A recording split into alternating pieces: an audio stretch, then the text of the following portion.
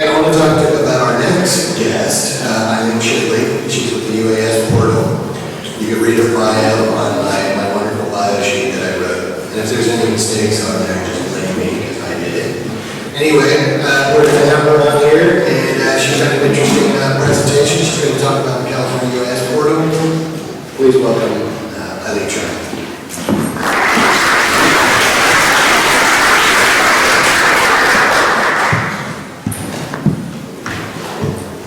Well, good morning, everybody. Morning. So first of all, I want to take exception to something that Patrick said, and I want to know what he has against places where it's 110 degrees, because that's where I'm from. So I'm not here today to talk about a technology per se. I'm here to talk about a location and a concept. And Inyokern, California, and the Inyokern Airport, and I'm the Unmanned Systems lead for that effort. My background, I spent 35 years as a technical contributor in the Department of Defense, and for about the last 5 years that I worked in defense, I was the division chief for the Unmanned Systems efforts at China Lake, California, the Navy's Weapons Center. And it was during that time that I kind of developed my passion for unmanned systems.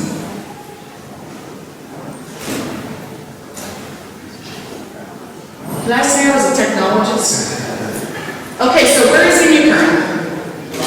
You guys have probably seen this map. It's a NASA map. You can look at this online, and it will be moving at all times to show you commercial traffic routes. If you look at the little black hole right there in the southern part of California, Inyokern is right in the center of that.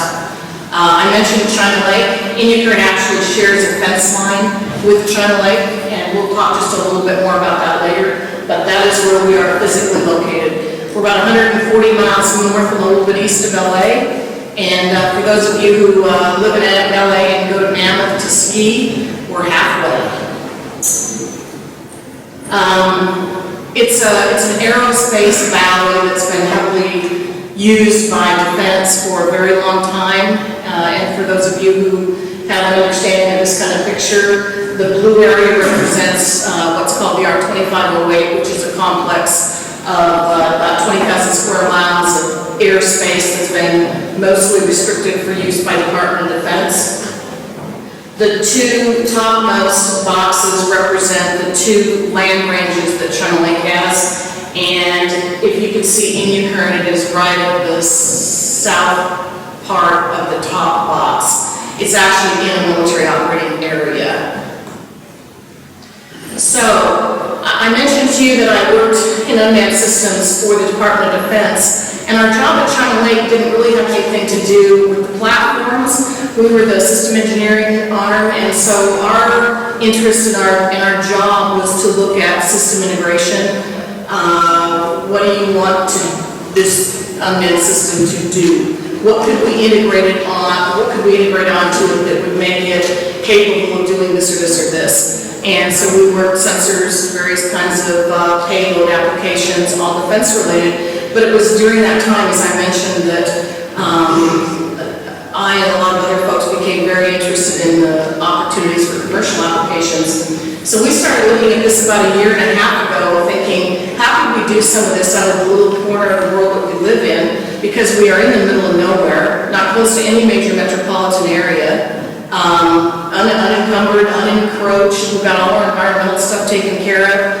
Nobody wants to live there except a few of us, and so I wondered if there's something that we could do. And at that time, we found out about what was happening with Congress talking with the FAA, and ultimately that resulting in the legislation that we've heard about today. And then this March, AUVSI, as Gretchen mentioned, published their report, and we saw about 100,000 reasons why California should care about this area. So we started down this path, as I said, about 1.5 years ago. This is a very busy slide, intentionally so. I put it together because I believe, and Gretchen mentioned this as well, a huge part of our job, I think, still is education. The mainstream media has done a pretty good job of making sure everybody in the U.S. has heard the word drone, which we never, ever say. We call them unmanned systems because we think that's what they are. But we also think that some of that takes away a little bit from what we really ought to be about. And from my perspective, where we're at is a location that wants to move into this business area. We very much care about privacy, just like everyone else. And we're very concerned about safety, and we want to be part of a new wave that comes up with a set of rules that can stand the test of time to show how to safely integrate these things into the national airspace. That's really what we're about, and these are some of the business sectors that are going to benefit once we get those approvals to operate these things in the national airspace. So why aren't we doing this right now? I think everybody here probably knows that. We're not doing it because the rules that are in place right now in the FAA make it exceedingly difficult to do that. And if it's exceedingly difficult and you're a business person, that means it's expensive. And if it's expensive, that means, you got to look at really hard at other options. And our huge concern is that if we don't move forward a little bit faster than we have been in this area, we're going to continue, not just in California, but the U.S. writ large, we're going to continue to see the companies that are doing some of the really pioneering work in this area continue to take that work overseas because it's just easier. And we'd like to be part of that not happening. So we came up with this idea of the Cal UAS Portal, and I'll tell you a little bit more about that in a minute. But here's the essence of the FAA's Modernization and Reform Act. It was really very simple in relevant part where unmanned systems were concerned. It simply said, pick 6 sites across the U.S. that can become research and test sites for the purpose of figuring out how to safely integrate these unmanned systems into the national airspace. Didn't come with a whole bunch of requirements. And 1 year after that law was passed, 1 year to the day, on the 14th of February of this year, the FAA put forward their requirements document. A group of us called the Cal UAS Portal responded to that requirements document, all 7 volumes of it. I worked for the government for 35 years and I wrote RFPs. I never responded from the civilian sector until this year, and I'll never do another one. Only the government could make something that complicated and convoluted in 6 other words. But where we're at right now is that the nucleus of our CalUAS is at Inyokern Airport, and we're competing with 24 other applicants to be named one of these 6 sites. We're hoping that the FAA will make a decision by year end. They've stated any number of times, even recently, that they will, but hope not being the best part of our strategy, we're also doing other things. So this is off the official FAA website, and it simply shows where the applicants are. And one of the things that we're doing, because again, most of us that are working this area are technologists, and so our interest is not political, it's really in furthering the technology and figuring out safe ways to get these technologies out there so that we can all start benefiting. And my purpose in saying that is to say that we pretty much know where the competition is, and we're working with them in every way that we can. And at the engineering level, that's usually fairly straightforward and easy to do. And so when these 6 sites are named, without regard to where they are, we'll be able to work with them. This is the area of operations that we defined. We defined this early on, and we modified it only slightly. What we have in the state of California and in CalUAS is probably the preponderance of intellectual capital and experience in the area of unmanned systems, probably unparalleled. We also have all the major manufacturers.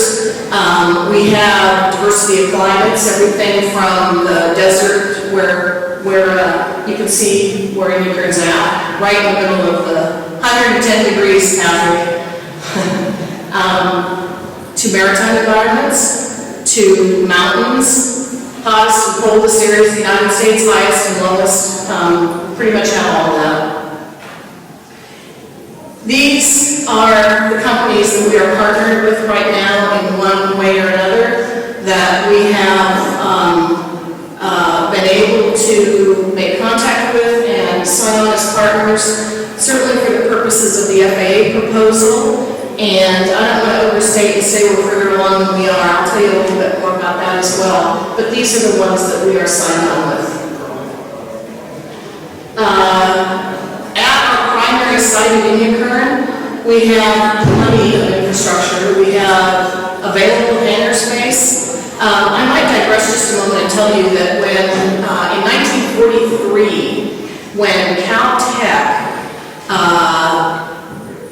engineers were looking around for a place where they could test their rockets, and another element was looking at a place where they could do pieces and parts of the Manhattan Project, they landed in Inyokern. And the Navy then set up a presence at Inyokern called the Naval Ordnance Test Station for reasons that, you know, are debatable based on how much history you want to read. They moved, the Navy that is, moved 8 miles from Inyokern into what is now called China Lake. But Caltech started in Inyokern in 1943. So we've got tons of hangars. You'll see one at the end of this that was built courtesy of the government in 1943, and it's still one that we use to this day. We have others. We have plenty of office space. We do have brand new AUVSI ground control station, and we have a full environment to go with that, built it ourselves. We are in the process of becoming an incubator hub, and we'll certainly talk a little bit more about that, and I'll give you some specifics on that, but that lab does exist at Inyokern now. We've got rapid prototyping and very shortly 3D printing facilities. We also have an MOU in place because we do share a fence line with the Navy's Weapons Center at China Lake. We've got an MOU in place to have us be able to say that we've got frequency and spectrum management covered, and it's in their best interest to do that, and it certainly is in our best interest not to have to reinvent that wheel. It's probably harder than the FAA piece. And for those of you who haven't heard of it, Digital 395 is one part of the President's stimulus program. It was put together for the purpose of putting bandwidth into remote areas where it was determined that there wasn't adequate coverage. And we are remote, as I mentioned, we are kind of in the middle of nowhere. Inyokern Airport is a beneficiary of the Digital 395 project. It's a project to literally put fiber all the way up and down Highway 395. We found out about this at the outset when we were just starting to talk about moving up the airport at Inyokern, and we now have 72 fibers coming into Inyokern Airport at 6 different points of presence, one in every place lab. We have all kinds of fuel. I only mentioned the low gas because one of the things that happened is that the FAA is funding the airport to modernize their fuel farm. It's underground, and this year's funding will put it above ground, and they're going to add no gas at that time. I mention that because a lot of the UAS customers have that requirement. We have a fully staffed 24/7 firehouse, and we have lots of room to grow. The airport owns outright 1,700 acres, and at this point in time, we're utilizing about a third of it. I'm not going to go into a lot of detail about our research plan, but I will tell you that from the area that we come from, being quite heavily research oriented, we had no trouble at all coming up with a research plan that we put forward to the FAA. The 2 principal investigators that helped us with our research plan, one was from Stanford and one was from the University of Texas. But we have other ties to academia as well, but not more. This is an area that we're very much interested in. I heard somebody earlier mention Sense and Void Technologies. That's hugely a part of what we want to be about. In the top category, those are some very broad categories. System safety is the first one, and that is principally what we want to do our research in that area of. Ground airspace, we've got 1 million acres, desert, mountains, valleys, and then with over to the maritime part, We've got our partners in the San Diego area there as well. Where we are at our principal site, we have Class B airspace. We do share fence line, which I didn't mention that. The 20,000 miles of restricted airspace represents 12% of the available airspace in California. I think I mentioned most of the rest of this. And because of the work that's been done in that airspace valley over the last 50, 60 years, we can say that we do have a preponderance of experience. And a lot of those people, when they retire, they stay in the area, and there's nothing they love better than to work on something like this. So we've already hired a few of them. That would include me. And again, I mentioned that safety is one of the things that we are most concerned about. These are some of the areas of safety that we put into that FAA plan as part and parcel of what we're about. And one of the things that we very recently did here in the last month, we've hired a safety officer he's very recently retired also from the Navy at Channel Lake, and he was the range safety officer here for 10 years. Experience. This is the experience from the people that we're partnered with and from our own area.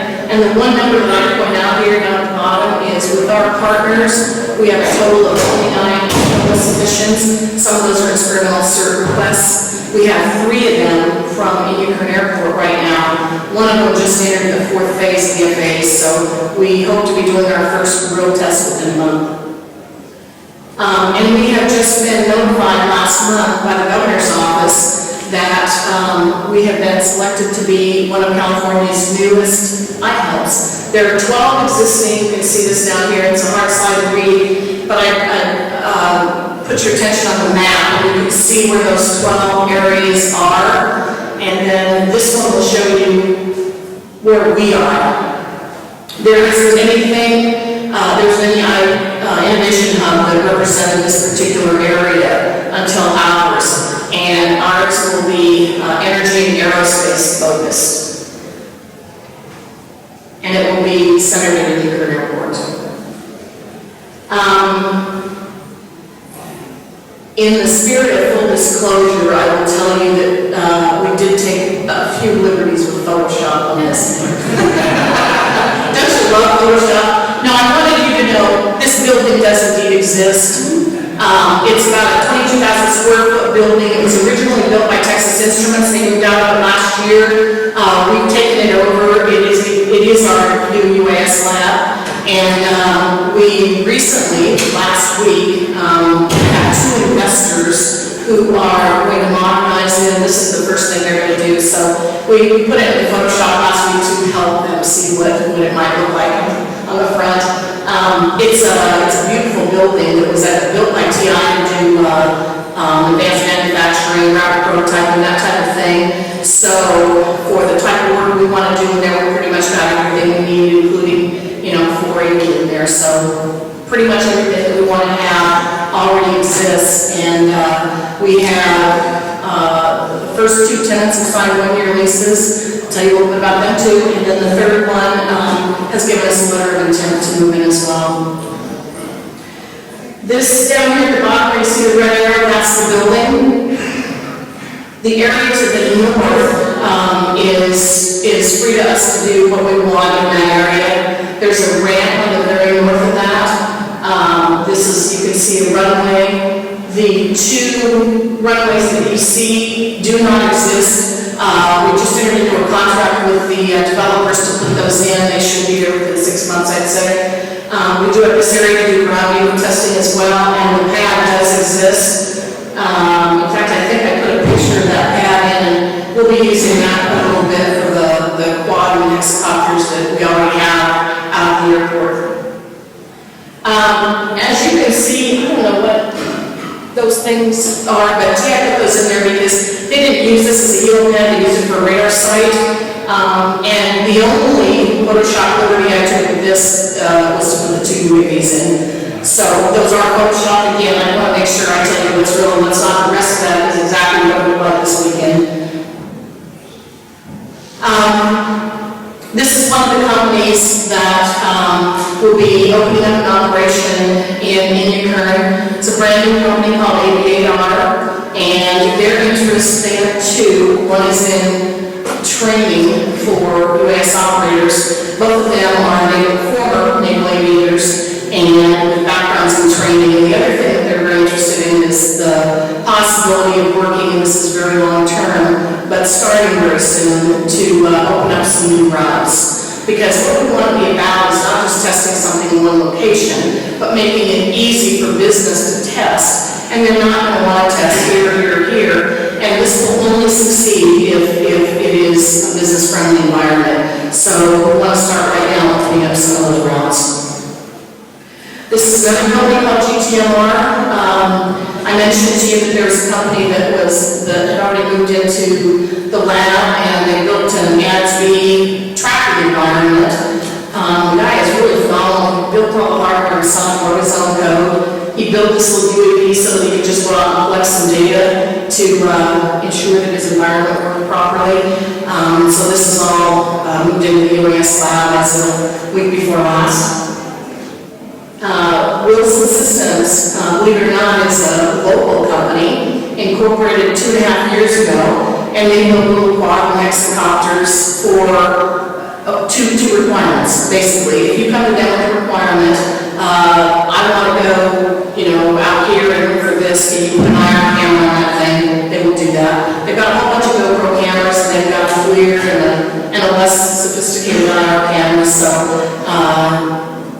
I forgot to put the kid's name, and you'd never be able to spell it. I don't think I could. But I'll put that up later, and if you Google him, he's got a ton of videos out on YouTube with these systems that they develop locally. One of the things that they're doing right now is they're working with schools, high schools and colleges to do build and fly programs with kids, so that in their shop at Inyokern, they would manufacture the kits and then sell these to various entities and have the kids actually put them together and then fly them.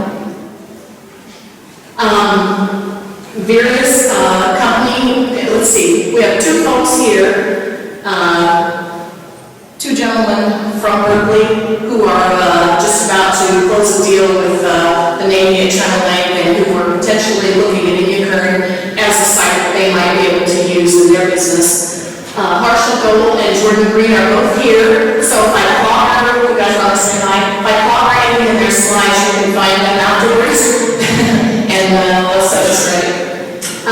Basically what they did is they looked at some of these kind of problems that occur in any kind of aircraft operation, and in their particular instance, they looked at one that happened to be a system that was a small UAV, and they came up with an idea for a new control surface, a new airfoil design that would allow them to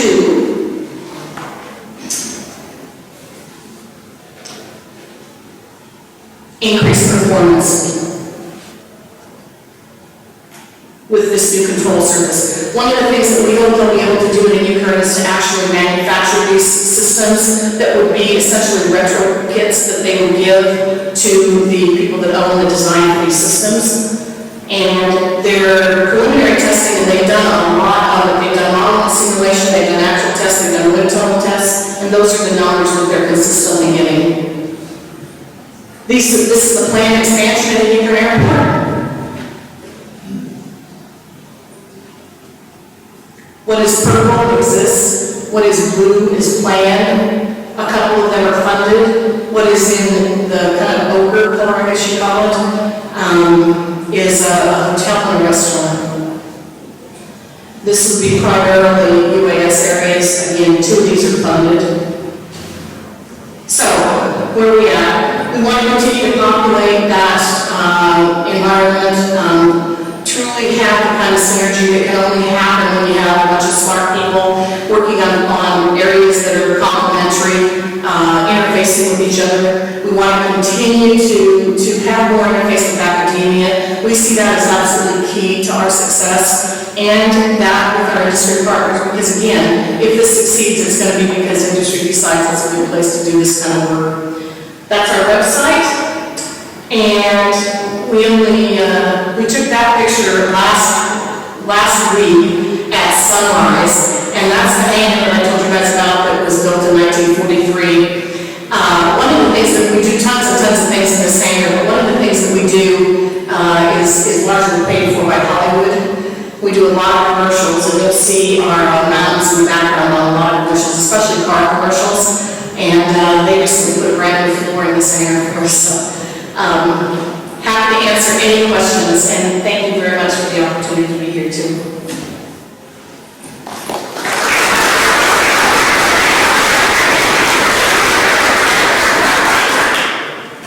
Questions? Thank you, Nell. It's easy.